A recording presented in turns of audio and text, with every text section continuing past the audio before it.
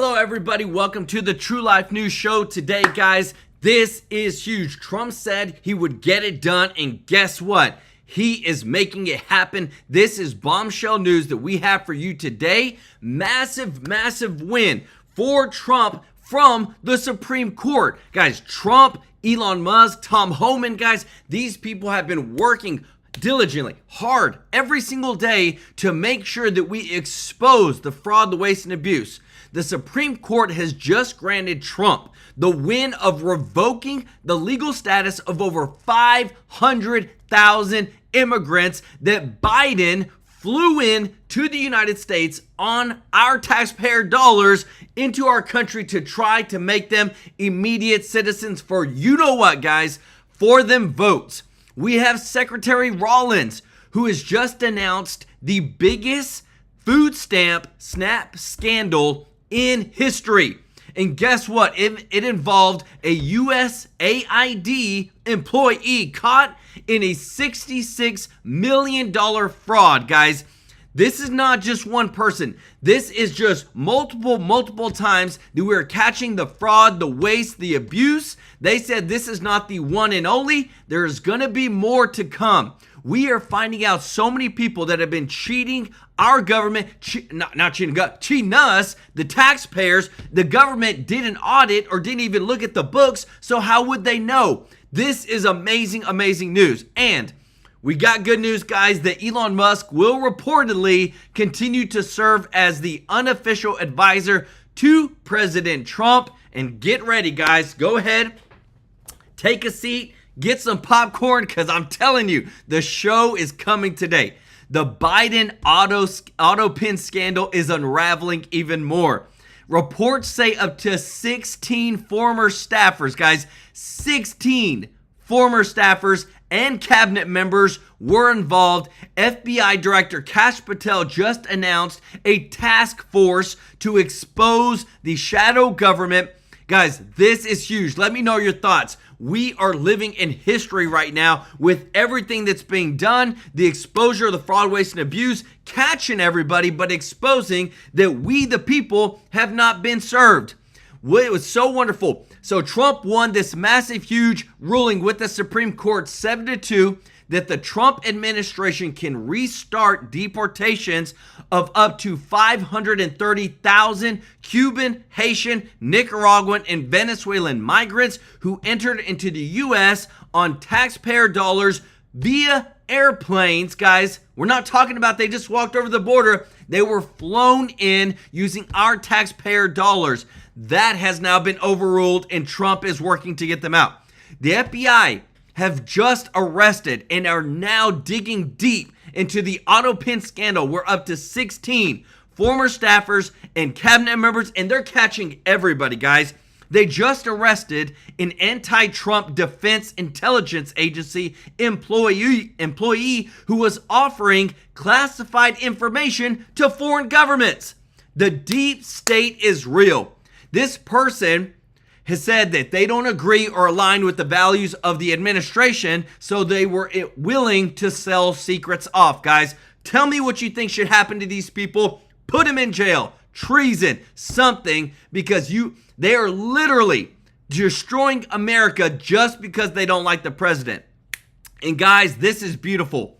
So beautiful. With the assistance of the FBI and U.S. Attorney's Office, 6 individuals have been criminally charged with bribe and fraud schemes that generated more than $66 million in unauthorized transactions using the SNAP program, the food stamps program. Guys, this is huge. We are catching everybody across the board. This is why they hated Elon. This is why they hated Doge, because all this fraud has been happening and they didn't want it to be revealed. They wanted to look like this perfect government that just wants more of your tax dollars. Oh, and let's keep going government. No, it is so inefficient, and I got something special to show you in a moment.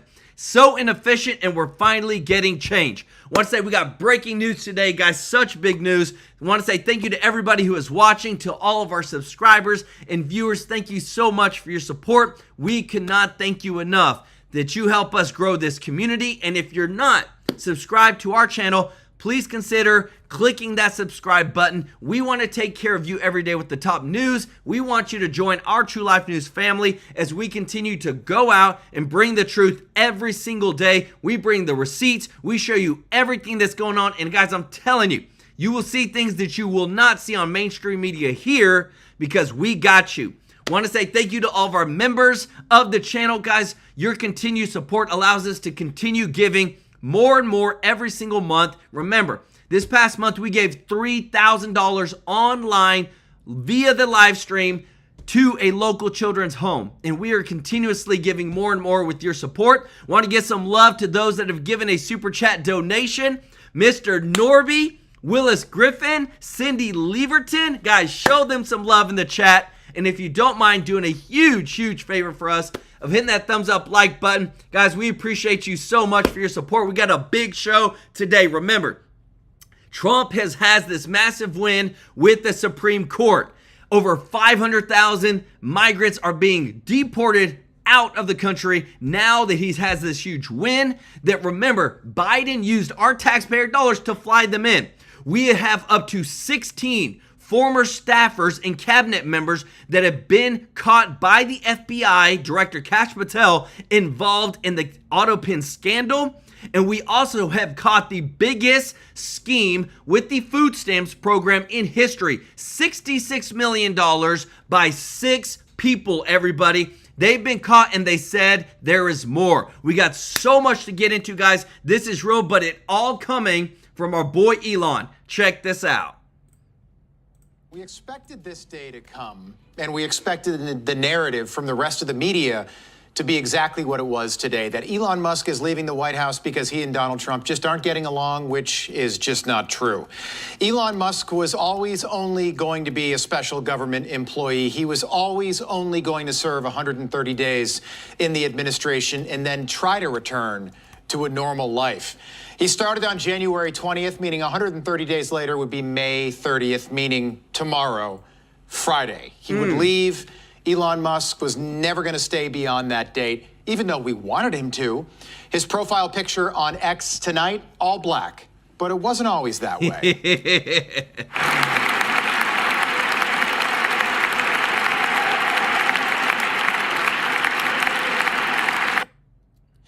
Remember that inauguration day next to Barron Trump, by the way, who's like 6'6" now. Elon Musk may be the only government employee in history that we've ever actually been sad to see go. Sad to see go. His final post on X as a government employee, to the point and concise.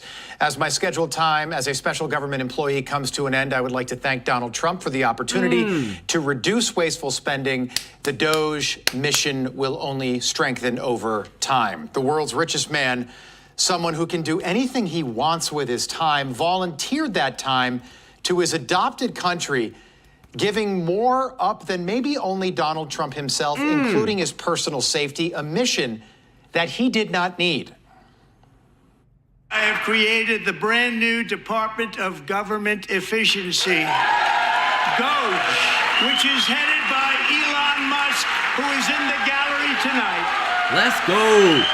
And guys, I just want to go ahead and show you, because this is some of the most breaking news that we've ever seen, is that because of Doge, because of the actual audits of where our money is going, we have caught the biggest scandal in a history of America. USDA employee caught in a $66 million fraud scheme involving the food stamps. Guys, this is what we're talking about. This was done by 6 people, guys. 6 people have been caught, including the USDA employee busted in a $66 million food stamp and fraud scheme. And they said that there's more out there. This is the fraud, waste, and abuse that our hard-earned tax dollars, your hard-earned tax dollars, have been wasted upon, and we never would have known if it wasn't for Doge, if it wasn't for somebody going in there and saying, let's just look at where the money is going. Guys, if you appreciate this, let me know your thoughts in the comments.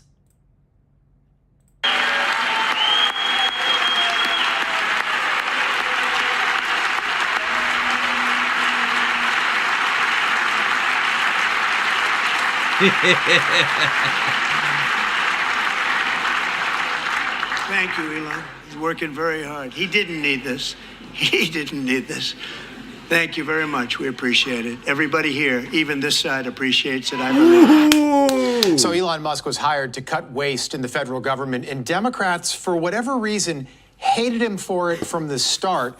And it's because he put Democrats in the almost un-American position of being against a department called the Department of Government Efficiency, DOGE. Think about that. We live in a country right now, May of 2025, where one political party is vocally against a Department of Government Efficiency. It almost doesn't make sense because it doesn't make any sense, which is probably why for the first time ever, there are now more registered Republicans in America than there are registered Democrats. What? It's also probably why a record 50% of Americans think the country is on the right track today versus 24% when Joe Biden was president.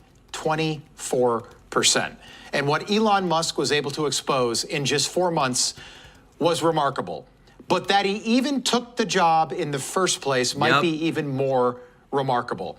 Elon... Guys, and remember, he did not get paid. He did not even ask for a salary. He didn't ask for a title or anything. All he said, I want to make government efficient and I want to make America better. If you appreciate this, if you don't mind hitting that thumbs up like button, this right here, what you're about to hear next, is the reason why America is going to be greater. Because we have courageous people like him who are willing to do what needs to be done. The richest man in the world to uncover the fraud, the waste, and the abuse.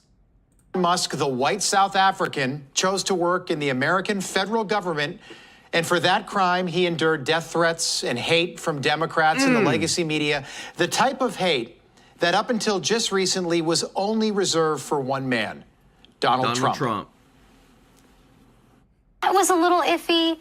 By the second Sieg Heil, I think he kind of loses the benefit of the doubt to be not accused of playing footsie with these Nazis. It's not just he's not taking these things down. Wow. He is the number one disinformer after Donald Trump, even more so. And Elon Musk is perhaps the world's leading spreader of disinformation. So Donald Trump appoints the wealthiest man in human history to run the newly created Department of Government Efficiency.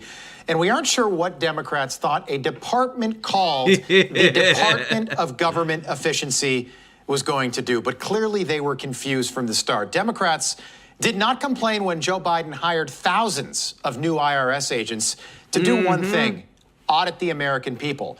But with the national debt at over $36 trillion, they're somehow against government efficiency and saving money and cutting waste, which kind of makes you wonder what Democrats have been hiding from the American people for all these years. And guys, you know what they've been hiding is what you're about to see on the screen. This right here is the only way that Democrats have been winning. Supreme Court hands Trump win on revoking parole for 500,000 foreign nationals. For God knows how long they've been importing, flying in illegal immigrants, making them citizens, and 90% statistically, overwhelmingly vote Democratic, and all they've been doing is buying voters with our taxpayer dollars, guys, and they've been placing these 500,000 people at a time in certain cities to win their elections. We have all the receipts. This has been proven, and now that this is being taken out, we, America, are winning, and you just heard it. For the first time in history, there are more Republicans registered to vote than there is Democrats. We are unraveling the fraud, the waste, the abuse, guys. Let me know your thoughts on this, guys, because this is life-changing. It's a revolution for America that we are exposing how they've been winning for so long with their crazy leftist ideas. Want to say thank you so much, Lydia Erickson, for the gifting One True Life News membership, as well as Fred Samuel. Let's go. Y'all show Fred and Lydia some love in the chat for growing the True Life News family. I love it. This right here, guys, and what you're about to see next is so beautiful because it is truly putting America on top. Would be the only logical explanation for why an elected member of Congress would suddenly call Elon Musk a Nazi Nepo baby. We will see you in the courts, in Congress, in the streets. Elon Musk is a Nazi Nepo baby. Wow. It was because of Elon Musk that the Democratic Party, blinded by wokeness and years of bad people and bad ideas, spent 4 months fighting Doge, meaning once again Democrats put themselves in a position to fight back against common sense. And that's what we've seen. As a result, Democrats are using the exact same language they told us Donald Trump would use. Imagine for a moment if Donald Trump called on millions of his supporters to descend on Washington. Imagine what the reaction would be if he said this. It's the time when we have to stand up and to fight, to not stand on the sidelines, to have people by the millions. People by the millions are going to have to stand up and protest. When we come back here the next time, there should be hundreds of thousands and millions of people descending on Washington, D.C. Wow. That didn't happen either. On the surface, none of this really made any sense to us. Why would anyone elected to represent the American people be so upset again at somebody cleaning up government spending until you realize that all the programs being cut were Democrat programs. Every single one. Boom. Operated, proposed by Democrats. Most of these programs Americans have never heard of before. They've also never heard of something called USAID. The media calls it USAID. It's not USAID. Like it's aiding somebody somewhere. In reality, USAID has always stood for United States Agency for International Development. And I'm sure that when it was established in 1961 under JFK, they had the best intentions for USAID. But the list of absurd programs that Democrats claim to be spending taxpayer money on got stranger by the day. $2 million for sex change surgeries in Guatemala. And I want to preface this by saying this, guys. Look at all the money that was spent. Remember, Marco Rubio came out and said, look, out of all the USAID money, $60 billion a year, guys, $60 billion a year, only 10 to 15 cents of every single dollar that went and was paid for all this stuff that you're seeing on the screen actually reached that program. The rest of it was kept by lobbyists and contractors in Washington, D.C. That's why it was shut down. Think about it. 85 to 90% was being kept by elitists and deep staters in Washington, D.C. instead of actually going to whatever this program that they so-called was happening. This is the whole point of why it was shut down and why the Supreme Court allowed it, because the money never actually did something, guys. People were lining their pockets with our hard-earned taxpayer dollars every single year. Let me know your thoughts in the comments. $1 million to study sex workers and trans people with AIDS in South Africa. $2 million for Moroccan pottery programs. $1.5 million for a DEI program in Serbia. Do you know where Serbia is? I didn't. I had to look it up. $70,000 for a DEI musical in Ireland. I'm Irish. Trust me, that didn't do well. $47,000 for a transgender opera in Colombia. How do you cast a transgender opera? $10 million to help disabled people in Tajikistan. $15 million for condoms for the Taliban in Afghanistan. None of this is hyperbole. This is all real stuff, if these programs ever really existed. All of those contracts started by Democrats, all terminated by Elon Musk and Doge. And none of these programs were ever made public, which was by design. Democrats never wanted the American people to know what they were paying for. And for that crime, Democrats and the media tried to destroy Elon Musk. They tried their best to turn that man who created the most popular electric car company on the planet into a villain, to the point where Democrats, people who are climate change advocates, were trading in their electric cars, their Teslas, for gas, for big SUVs, and then they were filming themselves on social media, showing them off. All right, here I am with my new ride, Chevy, good old Chevy Tahoe, here in Washington, D.C. Got one of these in Tucson as well. This one was made by Union Labor, United Auto Workers in Arlington, Texas. Always good to buy Union cars. Incredibly reliable, and I'm looking forward to driving this for many, many years. Wow. The car that gets 11 miles to the gallon. Great car, American made. Tesla dealerships were torched. Elon Musk was called a Nazi.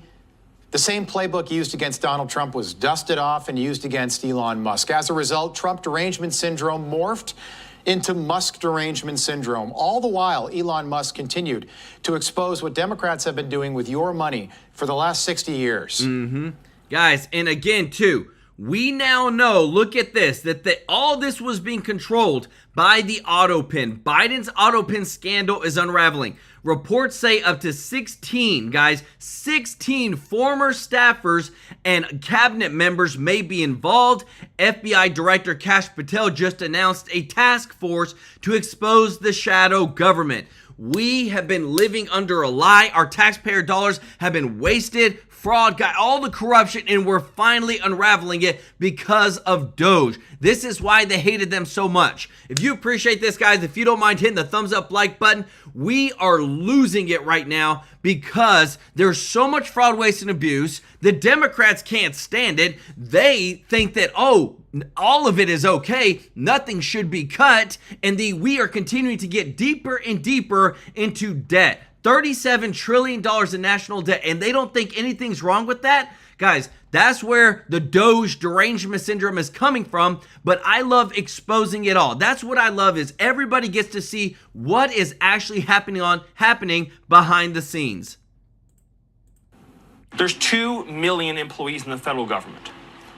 Overwhelmingly, the career federal service in this country is far left wing. The American people... I don't know that to be a fact. Well, I'll give you a great example. We looked at USAID as an example. That's 98% of the workforce either donated to Kamala Harris or another left-wing candidate, just as an example. Okay, but let me just an entire workforce is having a... Whoa. Did you just say that saying someone voted for Kamala Harris is demonizing them? Ooh. Have you ever been on a trip for work and you're out to dinner, your company's paying or your boss is paying? The point is, when it's somebody else's money, you don't mind spending it as much, do you? You're probably more likely to order that appetizer. You know what? I will do the buffalo tenders, please. Now imagine that over the last 60 years. But you're not just getting the buffalo tenders for you. You're ordering those buff teas for people all over the world, in Tajikistan.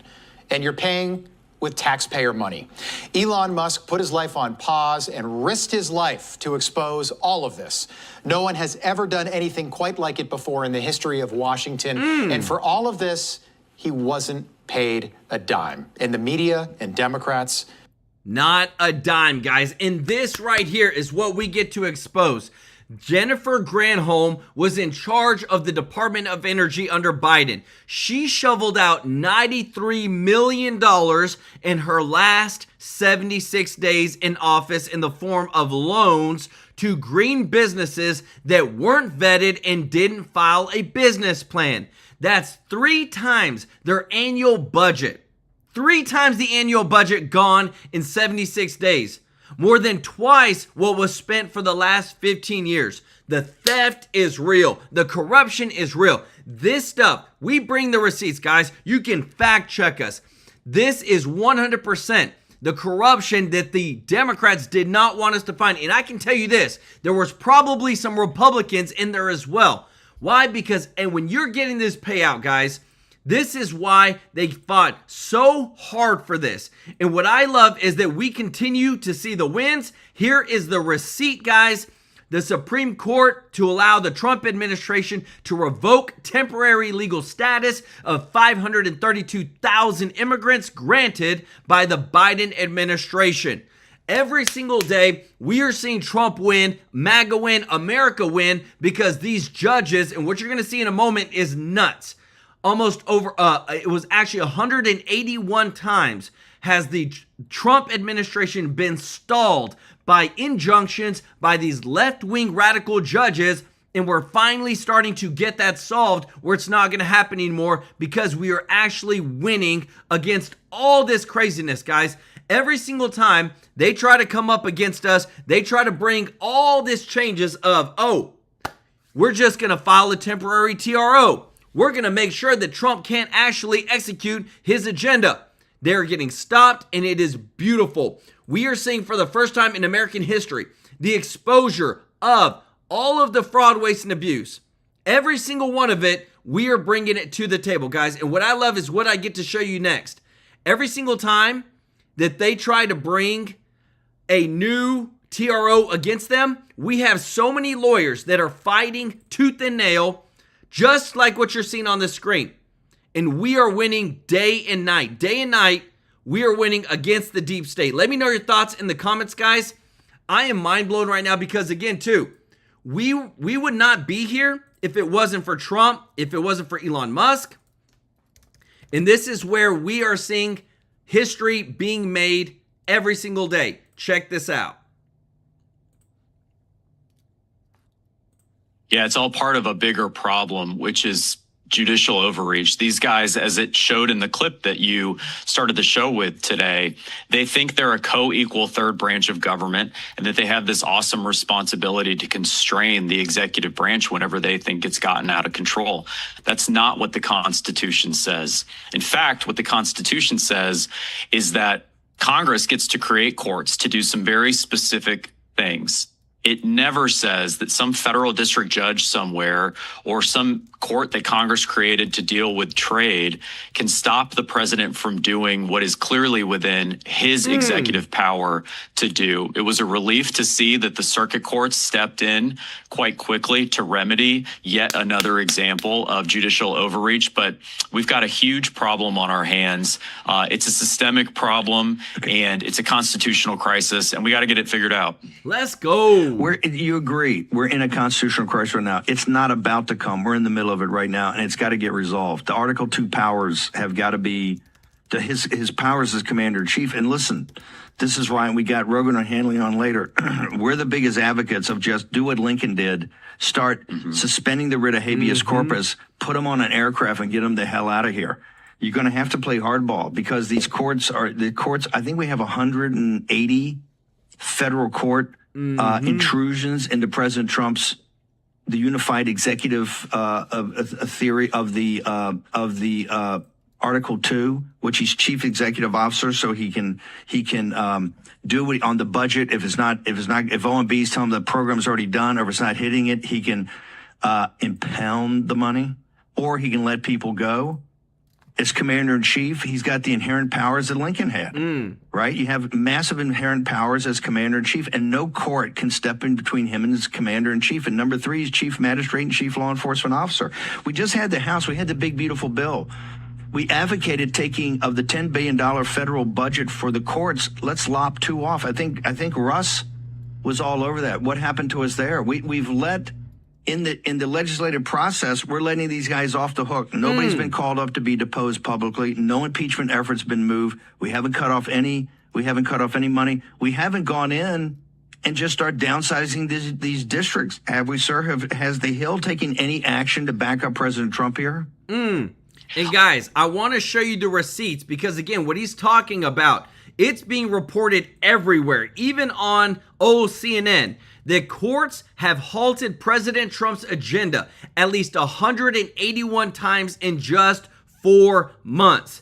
That is a huge number. To give you in percentage terms, in over 50% of the cases that are presented to the court, the Trump administration agenda has been halted at least temporarily. Guys, this is judicial lawfare. First, they did it with trying to put him in jail through all the indictments. Then they try to say the January 6th was an insurrection, even though it wasn't. But all this is being reported by everybody. Everybody's getting to see the common sense reality that they couldn't beat him at the ballot. They couldn't put him in jail. So now they're using the judges to try to stop MAGA, to try to stop the America First agenda. Let me know your thoughts in the comments. If you appreciate MAGA, guys, if you don't mind hitting that thumbs up like button, thank you so much for your support. On judges, there's been a lot of conversation. Some of these guys understand this issue and they're taking it really seriously. There have been some really good ideas proposed, things like banning district court shopping, right? Limiting the jurisdiction of these decisions to the district where the decision happens. Multiple judge panels instead of letting one rogue liberal justice from San Francisco determine the public policy of the United States. There's all kinds of ideas out there. The question is implementation. How do you actually get it done? You're not going to be able to pass any of these bills because you're going to need 60 votes in the Senate. And obviously, the Democratic Party is not going to get on the other side of the one branch of government that has successfully done their bidding. They certainly can't get it done, and they're relying on judges.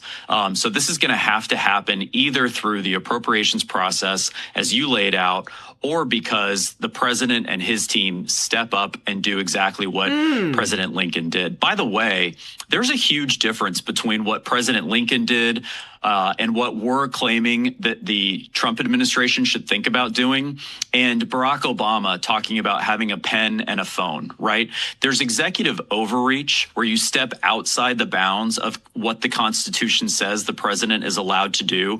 That's what Barack Obama was talking about. What we're talking about is a renewal to the constitutional powers that are explicitly laid out by the founders. And that includes his powers as commander-in-chief and all the other realms that you described, Steve.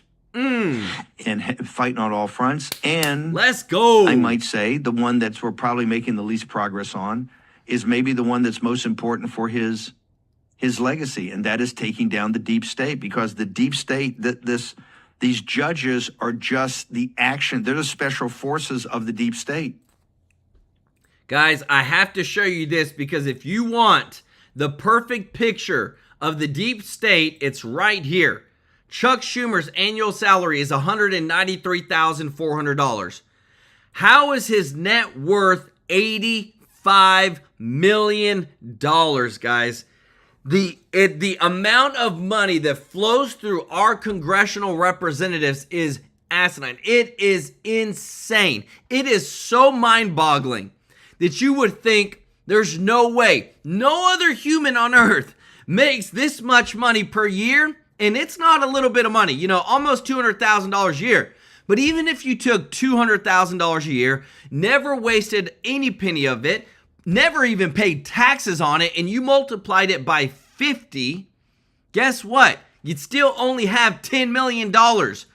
So how do you get to 85 million? Guys, it's the deep state. It's all this stuff that we are exposing right here. This is what people need to see. And we want to thank you for sharing and liking our videos, guys. It means so much to us. And want to say thank you so much, Barbara Johnson, for the super chat. Let's go. And Fred Samuel for the super chat. He said, reduce the government to 1 senator and 2 congressional representatives per state. Make it simple. Simple is better. I love that. Y'all show Fred and Barbara some love in the chat. And these folks on MSNBC and the New York Times, hey, enforce it. This whole thing of judicial supremacy, like, where did this come from? You're not supreme. These radical judges, you're not over the executive branch.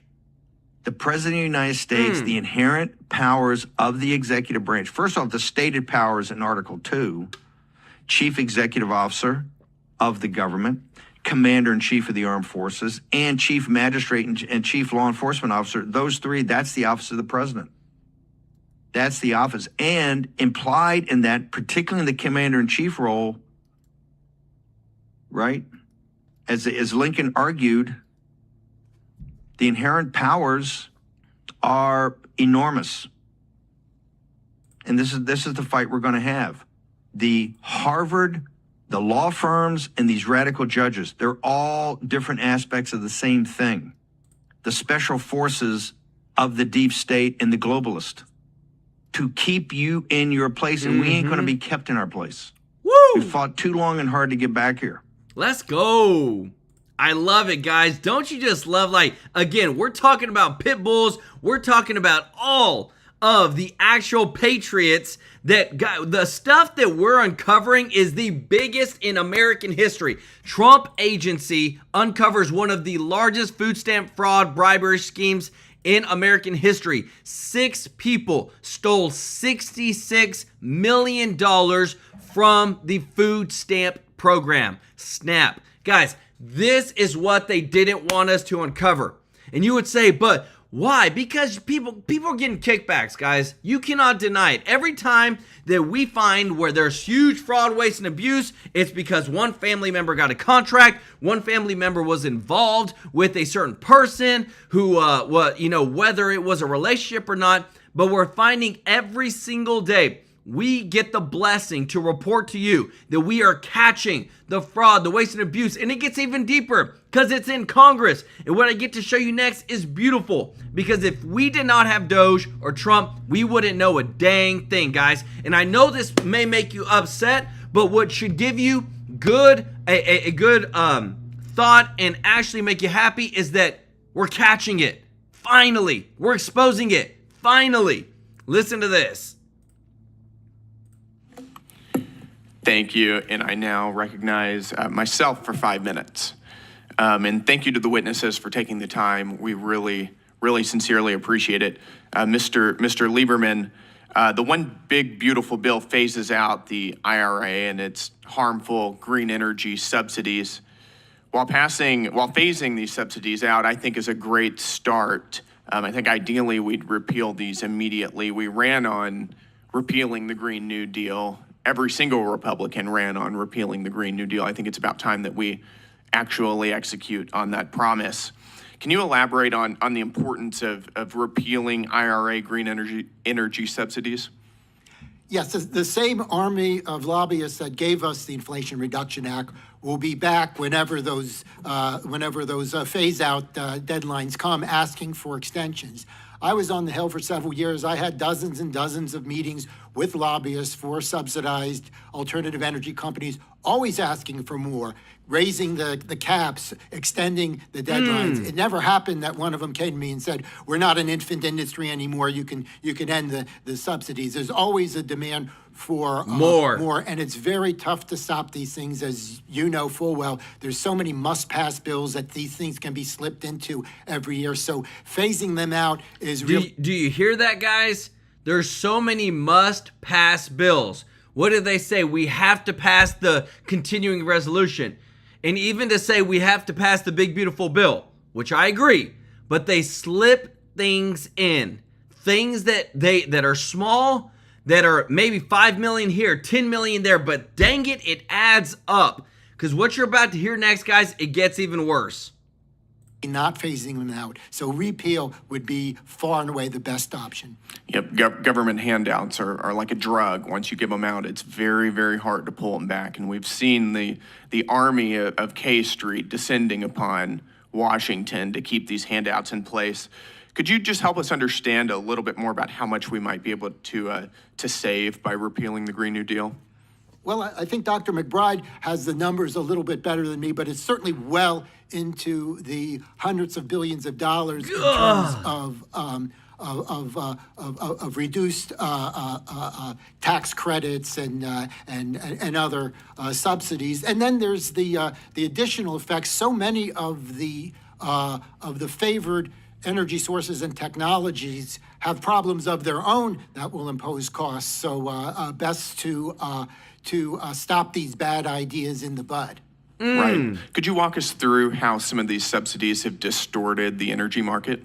Well, for example, when wind and solar are very heavily subsidized, that's what's going to be built. But and that's fine on a sunny day, on a day where the wind is blowing at an ideal speed. But there will be those times where you need backup power.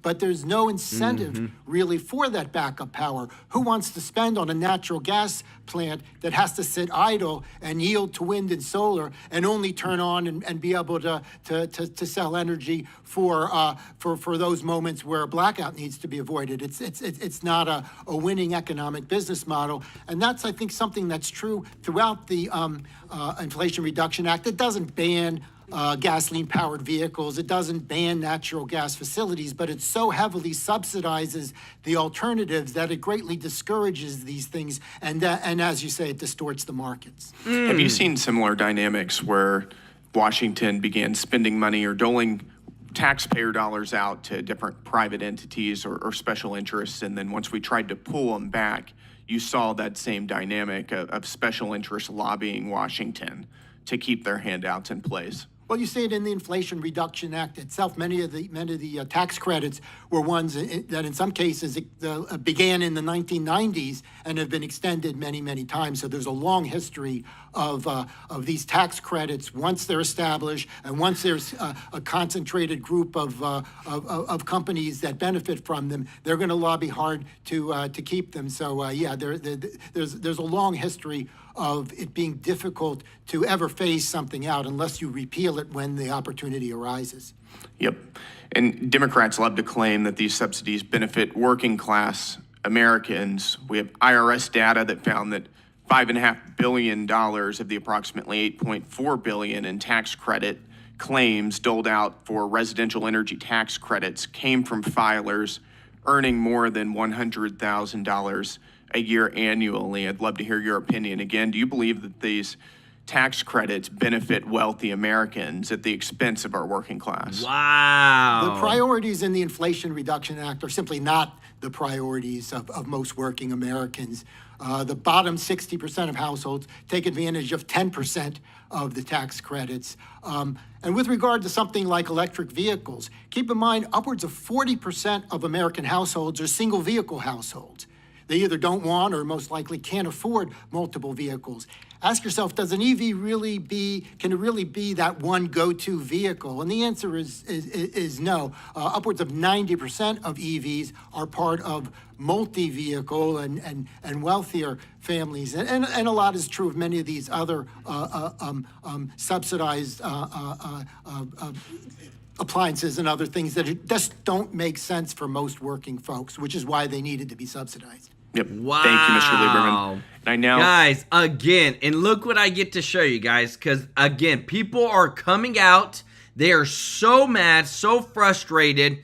This came from somebody who said, each morning I get the president's schedule. The man never rests. Meanwhile, members of the House take 1 to 2 weeks a month off, and they won't work a day in August. I get it. They go home to their districts to listen to their constituents. But are they really listening? Look at this. This blows my mind, everybody, of how many days, the days in white without the yellow are the days that they get off. This is the days that Congress gets off. Because the one thing that over 73% of Americans want is Doge cuts. Right here. Elon is a legend right now. If you appreciate this, guys, if you don't mind hitting that thumbs up like button, thank you so much for your support. Congressional Doge cuts, $0. The amount of proposed Doge cuts that have been made by Congress, $165 billion of contract terminations, grant cancellations, and lease terminations remain administrative and temporary pending congressional approval. So they sent off, Elon's Doge team has sent off $165 billion to take out, but yet $0. And guess what? We have all these people, Elon Musk and all them, who are saying, you know what? It's disappointing what they've seen from Congress. So what happens? You get, oh, well, we're going to do a $9.3 rescission package. And then I love what Carl Higbee says. He says, the GOP is only sending $9 billion in Doge cuts to vote on the next week. The GOP would need 300 plus separate bills just like this to get us back to 2016 spending levels. Let me tell you this, guys. You know how much more people are in the United States? None. We've actually gone down in our population in the United States. It's like stagnant, but yet we are spending astronomically more because of the fraud, the waste, and the abuse. This is where, again, when we expose everybody, even the dang Republican rhinos, there is nowhere for them to hide. Let me know your thoughts in the comments. Thank you so much. B1 Sly One for the super chat. He said, per my calculator, Schumer has been working 439.5 years. We need term limits. 100%, because the amount of money he's got does not add up. And thank you so much, Patrick Trebet, for the super chat. Let's go. Y'all show Patrick some love in the chat. Guys, listen to this, because again, too, everything that we show you, we bring the receipts. We want you to see coming from the people that are actually in the know of what's happening, because this is huge. Check this out. The judges have come for President Trump's trade policy. A trade court blocked the president's reciprocal tariffs, triggering a potential showdown that could reach the Supreme Court. Hello, everyone, and welcome to the Big Money Show. I'm Brian Brenberg, along with my co-host Taylor Riggs, Dagan McDowell, Jackie DeAngelis, and with us for not 1, but 2 hours, O'Leary Ventures Chairman Kevin O'Leary. Welcome, sir. Woo! Markets initially rose on news of the court's ruling, but a Trump spokesperson says, quote, "It is not for unelected judges to decide how to address a national emergency." Some now argue the president has lost his biggest leverage on trade talks. Others, like Goldman Sachs, saying, not so fast. Trump has plenty of other tools at his disposal. Let's go. Kevin O'Leary, big news. What do you think about this? 3 takeaways. Number 1, he does have plenty of tools, and he used them before and in his first term. Other administrations have used them as well. What has been taken away from him is the shock and awe of just picking a specific country and slamming them with 145% tariffs just for the hell of it. That's not going to work anymore. But more importantly for investors and everybody in the market, and if you're spending CapEx in a domestic company, are tariffs as an issue going away? Absolutely not. How long will it take to negotiate them? Much longer, because now you've got to put in place the appeal process and everything else. But while he is doing this, if you're a negotiating country like India or Canada or Mexico or the EU, you're not dropping your team. You're saying, I know Trump's going to keep coming at me with different tools, so I might as well just keep going down the road. And I think number 3 on the hit parade of what you got to think about is what's the end game? He's got to get this all wrapped up before the midterms and before we start thinking about midterms, because he doesn't want to lose the majority mandate based on tariffs. Markets, they're back to almost all-time highs. So the market is looking forward saying, I think this whole tariff deal is going to end up in some kind of reciprocal 10%-ish range. That's what they're kind of saying right now, no matter how the volatility plays out. And every time we get another volatile statement or another tweet out of Trump, the impact is less. And so the market's made the assumption that he's doing his Trump-ish kind of negotiation and that we're going to get to a 10% or something like that tariff before the midterm. So let me stay with markets, Taylor, because they popped into the green on the news of the ruling. I think all 3 major indices now are in the red. So Nasdaq's close. Does that tell you that markets initially thought, okay, this might kind of be the end of the tariff drama, and now they're realizing, not to Kevin's point, if the president wants to do more on tariffs, there's a lot more he can do. Yeah, I think that's certainly one read, right? We always get the initial excitement, and then when you read through the notes, it say last night's ruling does not apply to Section 301, the 10% tariffs that Trump imposed on China in 2018-2019. Section 232, the 25% tariffs on autos and auto parts. Section 232, the 25% tariffs on steel and aluminum. And then maybe the upcoming tariffs on semiconductors, pharma, copper, lumber, and ships under Section 232. So you do have certainly some exclusions from that, and maybe the market's trying to digest that. Kevin talked a lot about countries still negotiating, and I will go back to our conversation, and Kevin can agree or disagree with me, about that we had yesterday on individual CEOs in companies who I think we shouldn't discount their ability to really manage effectively through this. We'll talk about NVIDIA a little bit later on, but these are companies where the loss of tariff revenue for some is a rounding error. If you are best in class in your business, you can get around it. So we also need to look at how I think individual CEOs and management teams are navigating this. And if you are best in class in your field, you're doing it pretty well. Guys, and again, too, remember, Trump knows this, and he is working with one of the best who is literally tied in so many markets, but also, too, who has his hands on the wheel when it comes to the actual business world with all the top people, Goldman Sachs, JP Morgan, everybody, guys. But what I love is this came out. Elon Musk will reportedly continue to serve as an unofficial advisor to President Trump. What is this doing, guys? This is allowing us to continue to have the dream team, Elon Musk, President Donald Trump at the helm, working together to put things first. Because again, too, right now, we have this big, beautiful bill. It just like, remember, back in December, Mike Johnson put out the CR. It was a horrible, fat CR filled with all kinds of stupid spending, and it got cut down exponentially. Why? Because of Elon Musk, because of the exposure. Well, it's happening again. And what I love is that we're going to keep the pressure on till we get we the people served like we're supposed to. Listen to this. And joining us now is House Speaker Mike Johnson.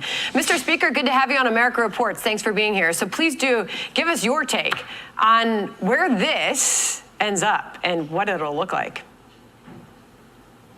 I think we're going to end up crossing the finish line and getting this job done for the American people. We have the entire America First agenda wrapped into this one big, beautiful bill. That's why we call it that. It's President Trump's promises to the American people, and it's our promises, all of us said on the campaign trail. We got to deliver this product. Now, I think we will. I mean, this is part of the process. Remember, before we got it passed in the House last Thursday, there was lots of grumbling and lots of questions, a lot of doubt. The critics and the media and the Democrats said we couldn't get it done, but we did in the end, and I believe the Senate will do the same. We've been working hand in hand with the Senate from the very beginning of this process to ensure that it really is a one-team approach, the House and Senate Republicans working together, and I think at the end of the day, they're going to get this job done. All right, so you think that it's going to cross the finish line, but the question is, I guess, Mr. Speaker, what's the car going to look like when it crosses the finish line? Will it still have all four wheels and a body? Because Senator Ron Johnson told us this last week about the bill. He's not happy at all. And we need presidential leadership to get on board with returning to a reasonable pre-pandemic level spending. That's probably for next year no more than $6.5 trillion. Right now we're on track to be over $7 trillion. That's completely unacceptable. And he's not the only one who's unhappy about the level of spending versus the level of saving. So it looks like the Senate is going to do some reworking with this bill. And what do you think it looks like when it comes out the other side? Well, look, I've encouraged them to do as little reworking as possible because we have a very delicate balance that we've maintained in the House and the Senate. We both have small majorities. I don't disagree with my good friend Ron Johnson. He's right. We have a big national debt problem. But I think what's being discounted here is the fact that we are achieving the largest amount of savings in the history of government on planet Earth. I mean, we're going to save over... Guys, oh my goodness. A politician. That's what he is, guys. Mike Johnson is a politician. He's like, we're going to save the most money we've ever saved in the history of any government. Why? Because you waste it all. He's about to say we're going to save $1.6 trillion. That's over 10 years. That's not in a single year. The deficit, you heard them, is still going to be over $2 trillion. Thank you so much, Mr. Norby, for the super chat. Let's go. He said, had to stop a little. Democrats needs a bigger roto-rooter than before and eliminate the waste, fraud, and abuse of these Democrats. Power reign, to be honest, want nothing but more power, 100%. And I wouldn't put it past us, guys, that this guy is a 100% shadow Democrat. It blows my mind that to tout that they're actually doing something when they're not.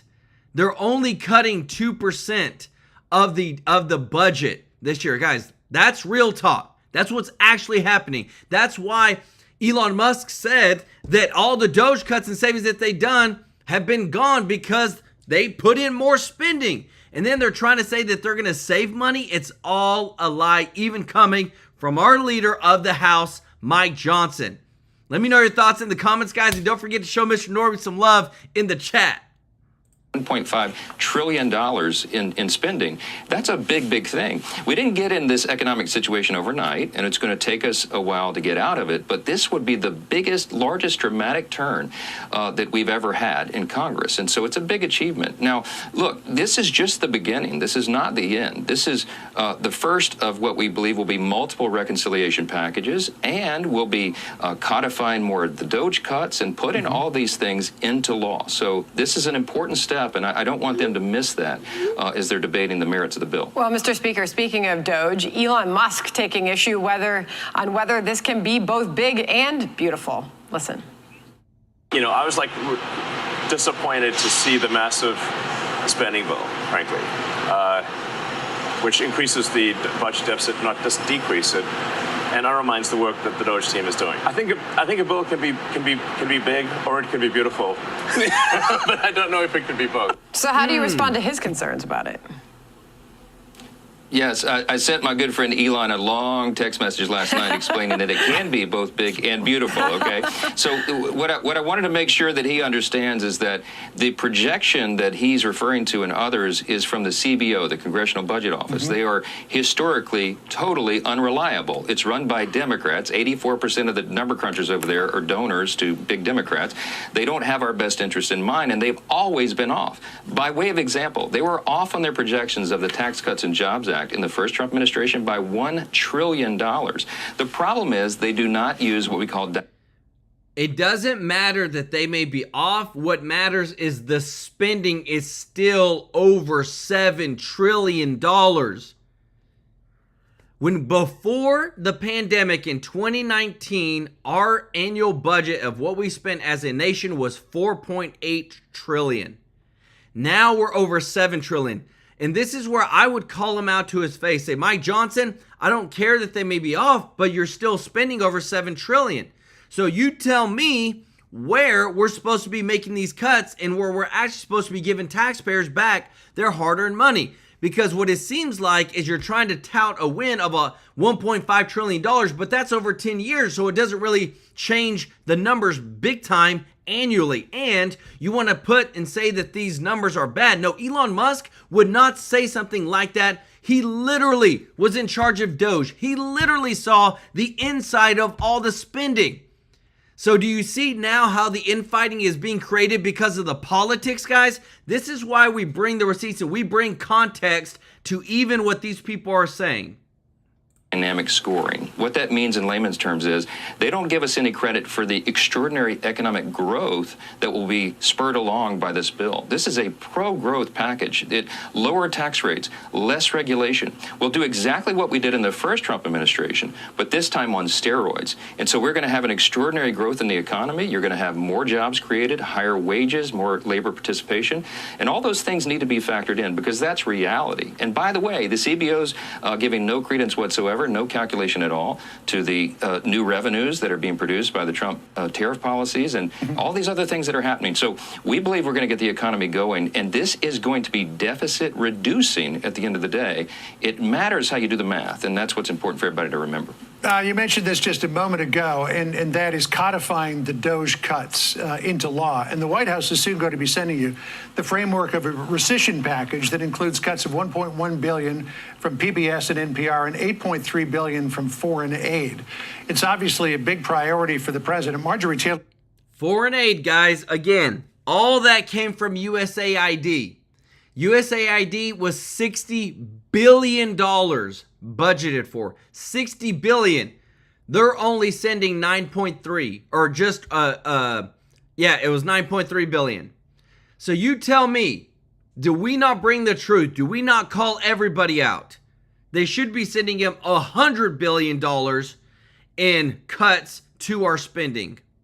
Green posted this on X. She said, personally, I want to pass Doge cuts every single week until the bloated, out-of-control government is reined back in. As a country, we cannot survive our national debt, and honestly, we may be past the point of return. We should be aggressively attacking our debt and aggressively cutting all waste, fraud, and abuse and unnecessary programs. Our future, literally, is in peril. So you got more than $9 billion in cuts that the president wants codified into law. Can you do it? Yes, and Marjorie's exactly right, and she and I were talking about this yesterday. I think you'll find a big appetite across the conference. Every Republican in Congress wants to cut fraud, waste, and abuse. We want government to be leaner and more efficient and effective. And the beauty of what Doge has been able to do, the reason it's so revolutionary is because Elon cracked the code. He had access. All the stars aligned. We had a president who was bold enough to do it, and we had somebody with Elon's talent and capability to come in and have his magic algorithms running through the data to find all these irregularities. irregularities. And these are things that have been hidden from Congress, right? We've been trying to do our oversight responsibility, but the bureaucracy was hiding these things. And so this changes the way government works. And Elon's exactly right. The Doge effort will go on long beyond his tenure as a temporary assistant in all this, because it's changing the way people look at this. And the oversight's a really important component, and that's going to be a permanent part of government now, and it's an exciting thing. Mr. Speaker, I want to finish up with some breaking news, and this will be the first our audience saw this. Harvard had its commencement ceremony today, just a short time ago. I'm going to throw to a clip out of Cambridge. This is the commencement speaker, and I ask you this in the context of your House-led efforts to crack down on anti-Semitism on our college campuses. This was the commencement speaker moments ago slamming what this person calls a cascade of draconian government measures leading to fear in the U.S. and across the globe. Listen here. So many of your international students worry about being wrongly detained and even deported. A cascade of draconian government measures has already led to so much uncertainty, so much pain and suffering in this country. Wondered if you would like to respond to that. Well, I would say that Harvard would not be receiving the scrutiny it is right now if they were not involved in a cascade of anti-Semitism.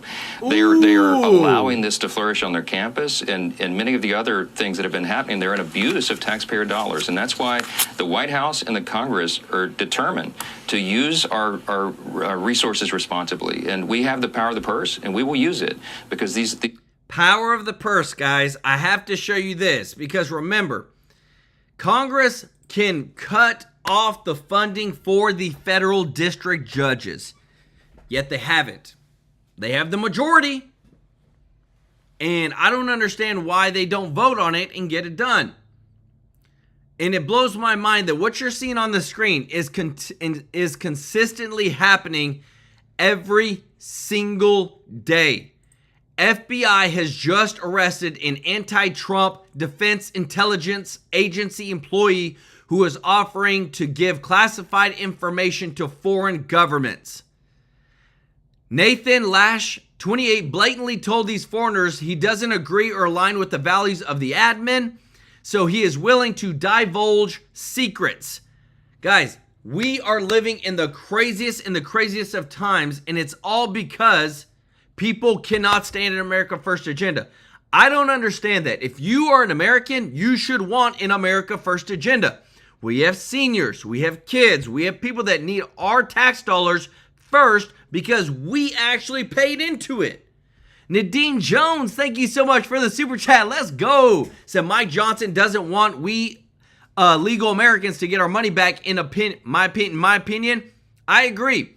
We keep seeing the same repetitive political deep state rhino just actions day in and day out. And this is what blows my mind, is that people even like Elon Musk DOGE, who uncovered everything, have over 70% of Americans' approval to actually cut down the size of government, and still they're in a fight within our own party to get things done. If you appreciate this, guys, if you don't mind hitting the thumbs up like button, want to say thank you to everybody who is watching, to all of our subscribers, all of our viewers. Thank you so much for your support. If you're not subscribed, please consider hitting that subscribe button, letting us serve you every day with the top news. It means the world to us that as we're continuing to grow our community, guys, we're so close to 200,000 subscribers. We are on the path to truth. We want to expose everybody. We will call out everybody. We will show the receipts on everything so that you are fully informed. And want to say thank you to everybody who likes our videos, who shares our videos. It means so much to us. To all of our members of the channel, guys, y'all are amazing. Thank you so much for your kindness and your grace to us and supporting our channel every month as we continue to not only grow our community, we're growing our giving. We have given the most that we have this past month, over $3,000 to a local charity, a children's home. And every single month, on the 22nd of every month, you're going to find this guy giving to a local charity. And that's what we want to do. Continue to give back and see lives change. And I want to give some love to those that are given today. Want to give some love to Lydia Erickson, Fred Samuel, Jeff Loves the Truth, Barbara Johnson, B1 Sly One, Patrick Trebet, our brother OG, Mr. Tracy J. Norby, Nadine Jones. Guys, show them some love in the chat. We are 100% living through history. There's so much news going out there, and we're busting our butt to give you the best show every single day. But I'm telling you, if we don't show you the receipts, if we don't call it all out, there is so much lies that are happening, guys, and you deserve to see the truth. We love you. We thank you. And we'll see you in the next one. Take care. Bye-bye.